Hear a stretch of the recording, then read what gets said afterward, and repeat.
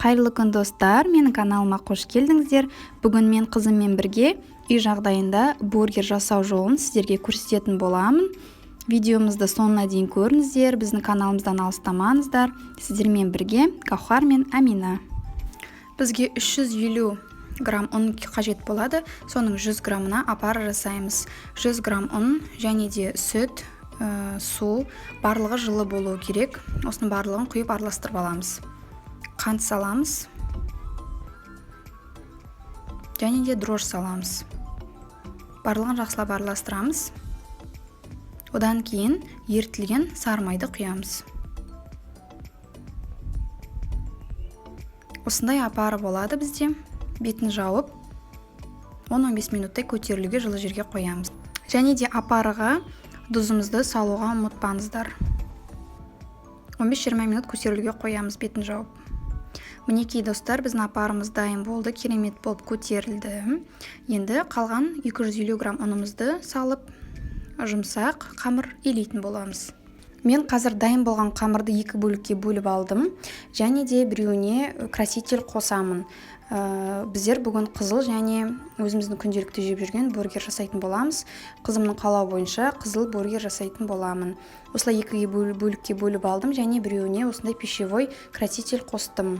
Фотодағыдай краситель алсаңыздар болады. Енді біздер қамырымызды көтерілуге қоямыз. Қамырымыз көтерілгенше біздер котлетімізді дайындаймыз. Яғни бізге фарш керек. 1 жұмыртқа, жұмсартылған нан, үгітіп саламыз нанды. Және де специялар қосамыз, бұрыш, тұз және де пияз. Барлығын қосып жақсылап араластырамыз.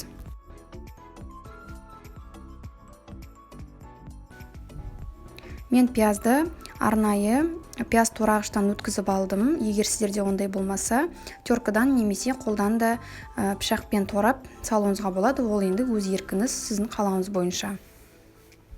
Пияз салып, фаршымызды жақсылап араластырып аламыз.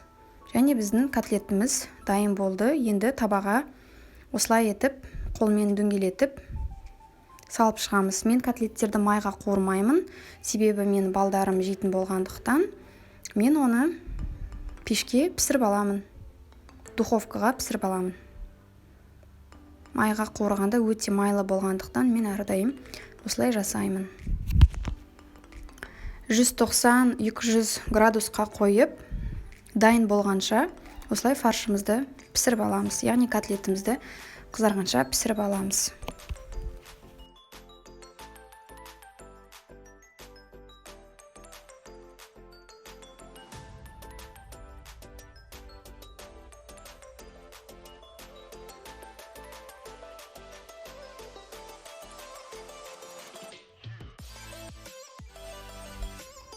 Біздің қамырымыз көтерілді. Осындай жұмсақ керемет болып шығады қамыр. Енді осы қамырдан қазір бургердің нанын жасайтын боламыз.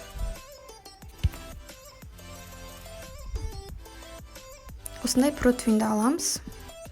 Астын кішкене кесішкімен майлап аламыз. Кішкене ыдысқа мен сұйық май құйып алдым. Және де қолымды майлап аламын осы сұйық маймен. Сосын жаңағы бургеріміздің нанын осылай жасаймын. Ұн қолданбаймын. Қолымды майлап отырып, осылай дөңгелетіп, бургердің нанын жасаймын.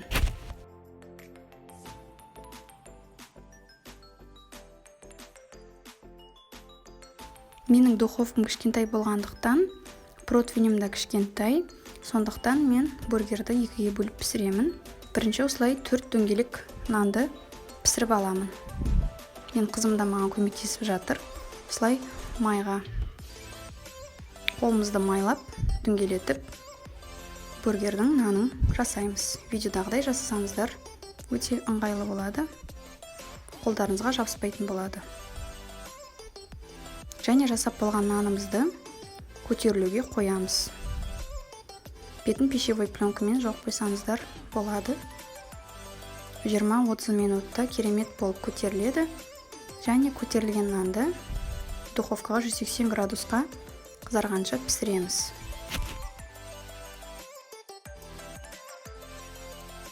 Мінекей достар, менің наным өте керемет болып көтерілді.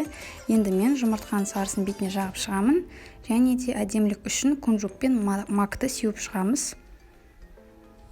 Айтып кеткенімдей, қызарғанша өзіңіздің пешіңізге қарай 380 градуста нандарымызды пісіріп аламыз.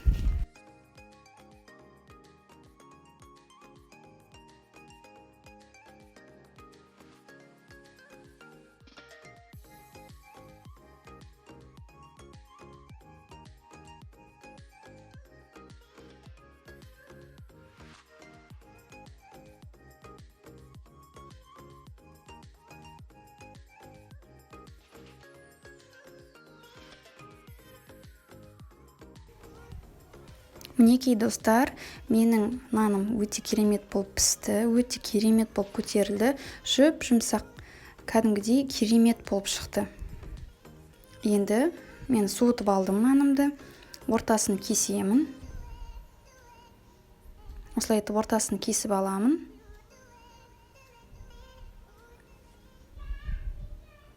Және де мен соус жағамын. Соусына майонез бен кетчупты араластырып алдым. Нанымыздың астыңғы бөлігіне осы соусты жағып шығамыз. Және өзіңізге ұнаған салмаңызды салуыңызға болады. Мен бүгін салат жапырақтарын саламын, қызанақ саламын, котлетімді саламын. Духовкада пісірдім. Котлет өте керемет болып шықты. Майсыз, осылай етіп пісіруіңізге кеңес беремін. Және де плавленый сыр саламын бетіне. Тағы да бір помидор саламын. Және тағы да салат жапырағын саламын. Және бетіне кішкене соус жағып қоямын. Міне осындай болып өте дәмді болып шығады. Үй жағдайында осындай бургерді міндетті түрде дайындап көріңіздер. Және де мен осындай таяқшамен осылай түйіп қойдым. Бургеріміз сол кезде форманы жақсы ұстайды және жегенде де ыңғайлы болады. Дәл осы рецептті қолданып көріңіздер достар. Балдарыңызға үй жағдайында осындай керемет дәмді бургер дайындауыңызға болады. Менің рецептім сіздерге ұнайды деген ойдамын. Маған комментарий жазыңыздар, лайк басыңыздар, каналыма тіркеліңіздер. Осындай өте дәмді бургерді балдарыңызға пісіріп беріңіздер. Біздің бургерларымыз өте керемет болып шықты. Түрі де, дәмі де өте дәмді болады. Міндетті түрде дайындап көріңіздер, балдарыңызды қуантыңыздар. Ең бастысы өз қолыңызбен үй жағдайында дайындалғандықтан балдарыңызға еш қорықпай беруіңізге болады. Менің қызым дәмін көріп жатыр.